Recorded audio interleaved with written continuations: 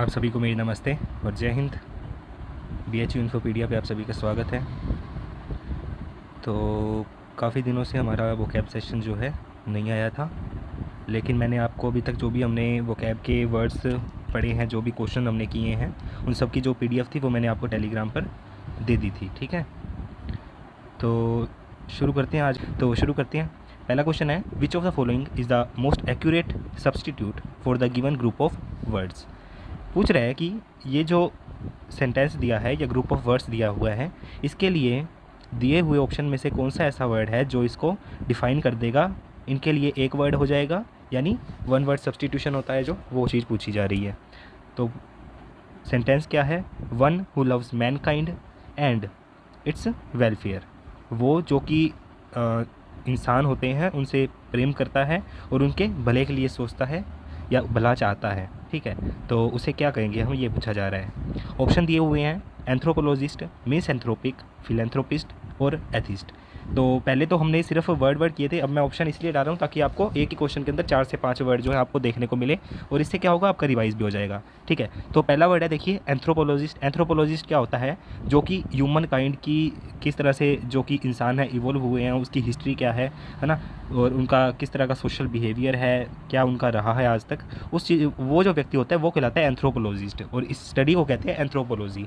ठीक है, और उसके अलावा मिस एंथ्रोपिक की बात करें तो मिस एंथ्रोपिक, जैसे हमने पहले थोड़ा फिलैंथ्रोपिस्ट पढ़ा था और मिस एंथ्रोपिक पढ़ा था, तो जो मनुष्य से या इंसानों से प्यार करता है वो फिलैंथ्रोपिस्ट होता है, और जो नफरत करता है वो मिस एंथ्रोपिक कहलाता है। ठीक है, तो हमारे जो क्वेश्चन था उसका आंसर है फिलैंथ्रोपिस्ट, यानी जो कि ह्यूमन काइंड, मैन काइंड का भला चाहता है और उससे प्यार करता है, दैट इज़ फिलैंथ्रोपिस्ट। ठीक है, और लास्ट वर्ड जो एथिस्ट है, एथिस्ट का मतलब होता है ऐसा व्यक्ति जो कि भगवान पर विश्वास नहीं करता है, भगवान का अस्तित्व नहीं मानता है। ठीक है, तो one who loves mankind and its welfare is known as philanthropist. चलिए आगे। इसके अलावा which of the following is opposite in the meaning of the given word. पूछा जा रहा है कि ये जो वर्ड दिया है नेग्लिजेंस, इसका अपोजिट कौन सा वर्ड होगा इनमें से। ठीक है, तो नेग्लिजेंस हमने वर्ड पहले भी किया था। नेग्लिजेंस का मतलब होता है जो कि कामचोर कह सकते हैं, या किसी चीज़ को सही तरीके से न करना, नेग्लेक्ट करना, उसको अवॉइड करना, that is called as negligence. ठीक है, लापरवाही। तो यहाँ पे जो 4 वर्ड दिए इनका मीनिंग देखिए। सबसे पहले तो है स्टोक। स्टोक का मतलब होता है किसी की कह सकते हैं रैकी करना, या किसी को स्टोक करने का मतलब होता है कि उसकी वो जो करता है आप उस पर नज़र रखते हो। ठीक है, तो that is known as stoic, और जो करने वाला बंदा होता है उसको कहते हैं स्टोकर। ठीक है, और ड्यूटीफुल का मतलब होता है जो कि अपनी किसी काम के प्रति पूरा कह सकते हैं कि सतर्क है, या उस काम को पूरी लगन से करता है, that is known as dutiful, अपनी ड्यूटी को निभाता है, दैट इज़ ड्यूटीफुल। इसके अलावा पंक्चुअल। पंक्चुअल का मतलब ऐसा एक ऐसा नेचर या ऐसा व्यक्ति जो कि समय का पाबंद होता है। पाबंद कहते हैं ना, पाबंदी है इसका हिंदी मीनिंग। तो जो कि समय का पाबंद हो, एज मतलब सभी चीज़ों को काम समय पर करे। ठीक है, और किसी चीज़ में देरी ना करे, लापरवाही ना बरते, ये चीज़ भी पंक्चुअल कहलाती है। स्टोइक। स्टोइक हमने लास्ट या उससे पिछले वाले सेशन में किया हुआ था। एक ऐसा क्वालिटी व्यक्ति की, ऐसी क्वालिटी जिसके अंतर्गत ना तो उसे कुछ कह सकते हैं कि कुछ बुरा होता है तो भी उसे कोई फ़र्क नहीं पड़ता, और कुछ अच्छा होता है तो भी उसे कोई फ़र्क नहीं पड़ता। यानी वो हर चीज़ में, चाहे वो पेन में हो चाहे उसे प्लेजर हो, उस चीज़ को वो शो नहीं करता किसी को। यानी उसने खुद को इस तरह का बना लिया है कि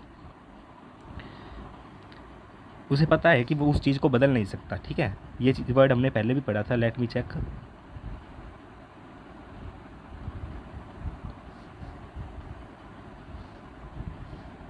चलिए बाद में देखेंगे, कोई बात नहीं।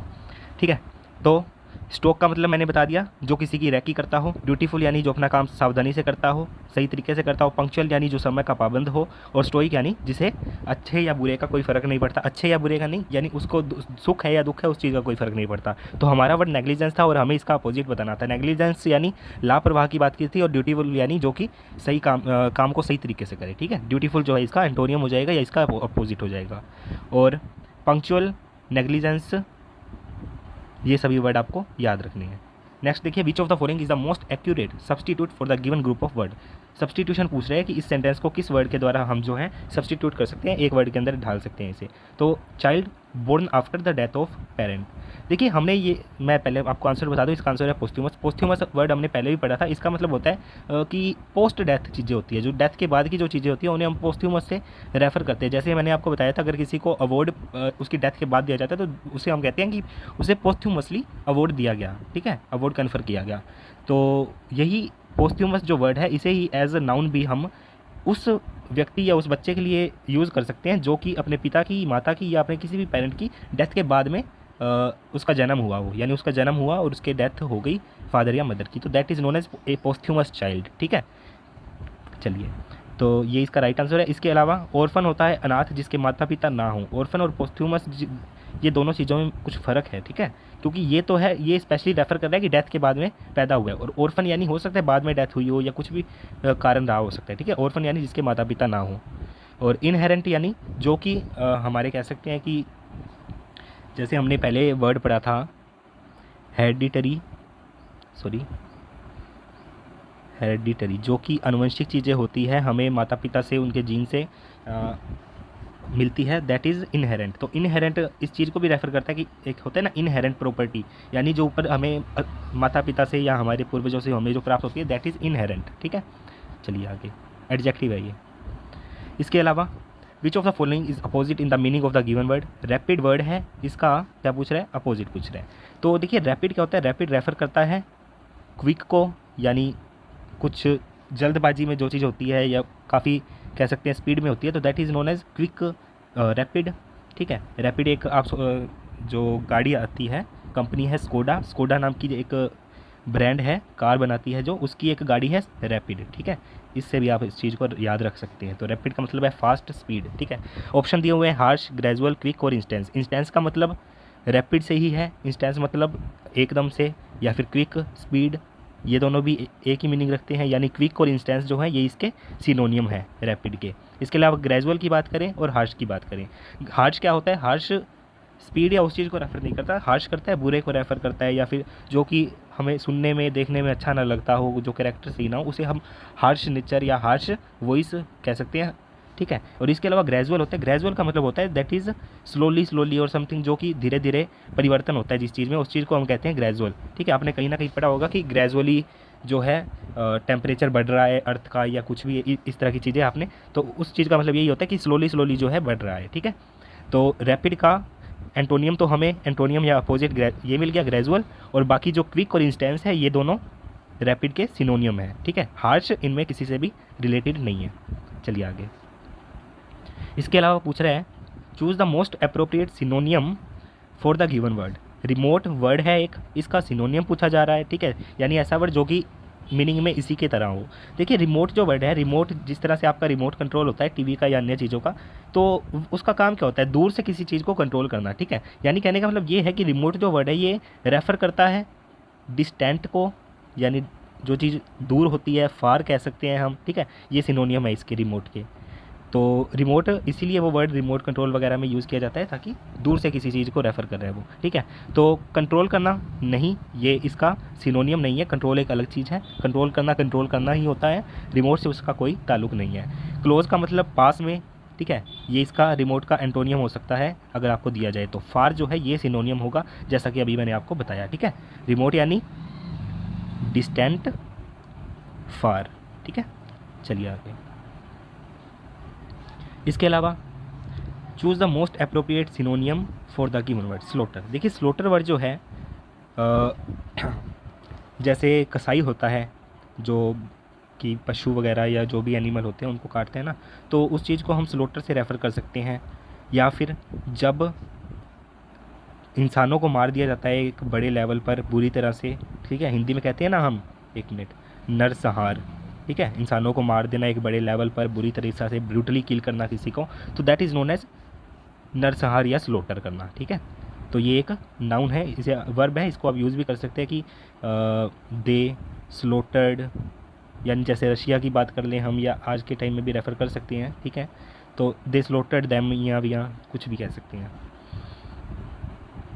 इसके अलावा ऑप्शन देखिए, रेस्क्यू, रेस्क्यू का मतलब होता है बचाना किसी को, इसका एंटोनियम हो सकता है, ये सिनोनियम नहीं है। टू किल ब्रूटली, ये इसका सिनोनियम है, जैसा कि अभी आपको मैंने बताया। कंडेम करना वर्ड हमने पहले भी पढ़ा है। कंडेम का मतलब होता है किसी को कोसना, किसी चीज़ के लिए कोई बुरा काम कर देता है तो उसको उस चीज़ के लिए कोसना, ठीक है। इनकरेज करना मतलब किसी को बढ़ावा देना, प्रोत्साहित करना उसके काम के लिए, कोई अच्छा या बुरा जो भी काम किया उसके लिए इनकरेज करना उसको, ठीक है। ये सब इनका मीनिंग है, याद रखिएगा। चलिए आगे।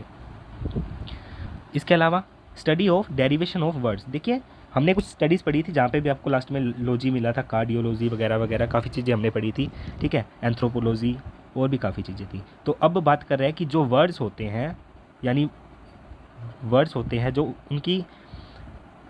उनका अस्तित्व देखना कि वो कैसे निर्मित हुए हैं, वो वर्ड किस तरह से बने हैं, क्या उनके बीच में रूट्स हैं। जैसे मैं आपको हमेशा रूट्स बताता रहता हूँ ना कि ये रूट है, ठीक है। तो जो व्यक्ति इस तरह के काम करता है, वर्ड्स की पहचान करता है कि वो वर्ड कहाँ से लिया गया है, किस तरह से वो बना है, क्या उसके बीच में रूट्स है, ठीक है, क्या उसकी हिस्ट्री है, तो ये सब चीज़ें जो है वो कहलाती है एटिमोलॉजी, ठीक है। ये तीनों मैंने इसलिए लिखी है क्योंकि ये तीनों देखने में सेम लगते हैं लेकिन इनका मतलब अलग अलग है, वो मैं आपको बताता हूँ। तो आपको अभी क्या पढ़ना है, study of derivation of words, यानी वर्ड्स किस तरह से बने हैं, क्या उनका अस्तित्व है, उस चीज़ को कहते हैं एटिमोलॉजी, और इसको करने वाला क्या कहलाएगा, एटिमोलॉजिस्ट। इसके अलावा जो एंटोमोलॉजी दिया हुआ है ये रेफर करता है स्टडी ऑफ इंसेक्ट्स, क्या, इंसेक्ट्स, जो इंसेक्ट्स होते हैं, कीड़े मकोड़े पतंगे, ठीक है, उनकी स्टडी करने वाला जो बंदा होता है, जो वैज्ञानिक होता है, उसको हम कहते हैं एंटोमोलॉजिस्ट, और इस स्टडी को कहते हैं एंटोमोलॉजी। इसके अलावा जो एथनोलॉजी है, एथनोलॉजी किस चीज़ को रेफ़र करता है, एथनोलॉजी रेफ़र करता है study of human race. Race यानी वो वाली रेस नहीं, रेस यानी जो कह सकते हैं कि हिंदी में क्या कहेंगे हम रेस को क्या पता क्या कहेंगे, मुझे समझ नहीं आ रहा है आज, हिंदी क्यों नहीं मेरे दिमाग में आ रही, ठीक है। तो entomology study of insects, etymology study of derivation of word, और ethnology study of human race, ठीक है। चलिए आगे। उसके अलावा one who cures eye related diseases, यानी ऐसा व्यक्ति जो कि आंखों से रिलेटेड जो डिसीज़ होते हैं उनको दूर करता है, या फिर ऐसा व्यक्ति जो कि स्पेशलिस्ट होता है आई से रिलेटेड जो डिसीज़ होते हैं उनमें। तो एक है ऑप्टिशियन, एक है ओक्यूलिस्ट और एक है फिजियोथेरेपिस्ट। देखिए ऑप्टिशियन जो है, आपने जो चश्मे वगैरह वाली दुकानें होती है आपने देखी होंगी, तो वो ऑप्टिशियन होता है वो व्यक्ति, या फिर ऑप्टिकल्स जो दुकान पर नाम लिखा होता है उनके, ठीक है। लेकिन वो आंखों का डॉक्टर नहीं होता, वो स्पेशलिस्ट किसी में होता है, वो चश्मे बनाने में स्पेशलिस्ट होता है, यानी जो आपके लेंसेज वगैरह बनते हैं उन चीज़ में वो होता है स्पेशलिस्ट। तो वो आंखों का इलाज करने के लिए नहीं होता, वो सिर्फ चश्मा बनाने के लिए या उससे रिलेटेड जो चीज़ें हैं उसके लिए होता है। तो ऑप्टिशियन इसका आंसर नहीं होगा, इसका आंसर ओक्यूलिस्ट है, ठीक है। ओक्यूलिस्ट रेफर करता है ऐसा व्यक्ति जो कि आई रिलेटेड डिसीज़ को, या फिर ऐसा डॉक्टर जो कि आई रिलेटेड डिसीज़ को क्यूर करता है, ठीक है। इसके अलावा फिजियोथेरेपिस्ट की बात करें, फिजियोथेरेपिस्ट एक ऐसा प्रैक्टिशियन होता है जो कि हमारे शरीर को जो भी बाहर से इलाज कर देता है। कहने का मतलब आपने देखा होगा, जैसे कोई पेन वगैरह होता है, या किसी के घुटनों में पेन है, या फिर किसी तरह से उसे जो है सर्वाइकल वगैरह की जो दिक्कत होती है, वो सभी जो है एक फिजियोथेरेपिस्ट नाम का आपको डॉक्टर मिलेगा, नाम नहीं, यानी उसे रेफ़र करने का तरीका है फिजियोथेरेपिस्ट, जो कि फिज़िकली आपको ट्रीटमेंट देता हो, दवाई वगैरह नहीं, फिज़िकली आपको ट्रीटमेंट दे हो, ठीक है। यानी फिजियो यानी फिज़िकली, थेरेपी यानी इलाज देना, ठीक है। चलिए आगे। इसके अलावा एक वर्ड है कार्निवोरस। कार्निवोरस का मतलब होता है ऐसा जीव जो कि मांस खाता हो या दूसरे जानवरों को खाता हो, that is known as carnivorous, ठीक है। तो कार्निवोरस एनिमल भी होते हैं, जैसे कि शेर वगैरह यहाँ पे दिए हुए हैं, शेर है या और भी तरह के जो भी है, ठीक है। और इसके अलावा कुछ कह सकते हैं कि प्लांट होते हैं, कुछ पौधे भी होते हैं ऐसे जिनको कार्निवोरस कहा जाता है, ठीक है। और इसके अलावा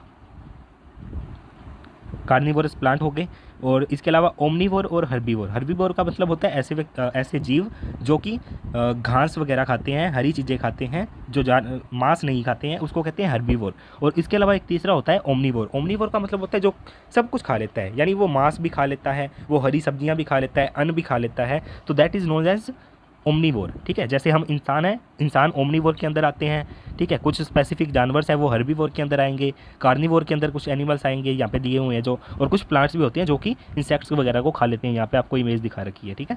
चलिए, तो यही था आज के लिए, मिलते हैं अगली वीडियो में, तब तक के लिए गुड बाय।